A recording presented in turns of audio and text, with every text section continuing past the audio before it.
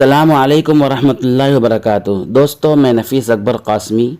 آج کل جس طرح مرد حضرات ایک جگہ سے دوسری جگہ تبلیغی جماعت میں 3 دن یا 40 دن یا سال بھر کے لیے جایا کرتے ہیں، اسی طرح عورتیں بھی 3 دن یا 40 دن وغیرہ کے لیے تبلیغی جماعت میں جایا کرتی ہیں اور چلہ لگاتی ہیں۔ کیا اس طرح عورتوں کا تبلیغی جماعت میں جانا صحیح ہے؟ کیا شریعت میں اس کا کہیں ثبوت ملتا ہے؟ آئیے ہم سب سے پہلے دارالعلوم دیوبند کا فتویٰ دیکھتے ہیں، پھر ہم اس پر تبصرہ کریں گے۔ چنانچہ کسی صاحب نے دارالعلوم دیوبند سے اس سلسلے میں فتویٰ پوچھا ہے، آپ بھی اسکرین پر دیکھ سکتے ہیں۔ سوال: کیا آج کل عورت جماعت میں پردہ کے ساتھ اپنے محرم کے ساتھ 3 یا 40 دن کے لیے جا سکتی ہیں؟ براہ کرم قرآن و حدیث کی روشنی میں جواب دیں۔ دارالعلوم دیوبند نے اس سوال کا فتویٰ دیا ہے۔ بسم اللہ الرحمن الرحیم۔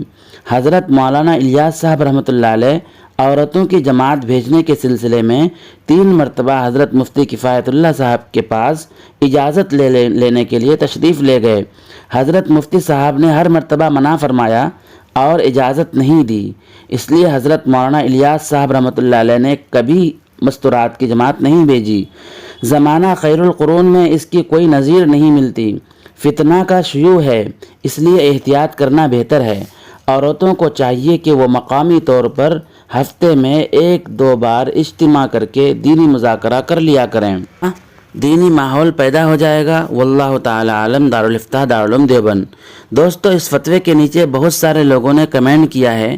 کسی نے کہا ہے ہم اس فتوے کو نہیں مانتے ہیں، کیونکہ نبی کریم صلی اللہ علیہ وسلم جب بھی اپنے سفر پر نکلتے، غزوہ وغیرہ کے لیے جاتے تو اپنی ازواج مطہرات میں سے کسی ایک کو اپنے ساتھ ضرور لے کر جاتے، اور نبی صلی اللہ علیہ وسلم کی پوری زندگی تو تبلیغ ہی تھی، لہٰذا عورتوں کا تبلیغ میں نکلنا اسی سے ثبوت مل جاتا ہے۔ پھر کسی نے اس کمنٹ پر کمنٹ کیا ہے کہ حضور صلی اللہ علیہ وسلم اپنی بیوی کو ساتھ لے کر جایا کرتے تھے، تم بھی اپنی بیوی کو تبلیغ کے لیے ساتھ لے کر جاؤ۔ اس فتوے کے بارے میں آپ کی کیا رائے ہے؟ آپ ضرور کمنٹ کر کے ہمیں بتلائیں۔ پھر ہم ملتے ہیں کسی نئی ویڈیو کے ساتھ۔ السلام علیکم ورحمۃ اللہ وبرکاتہ۔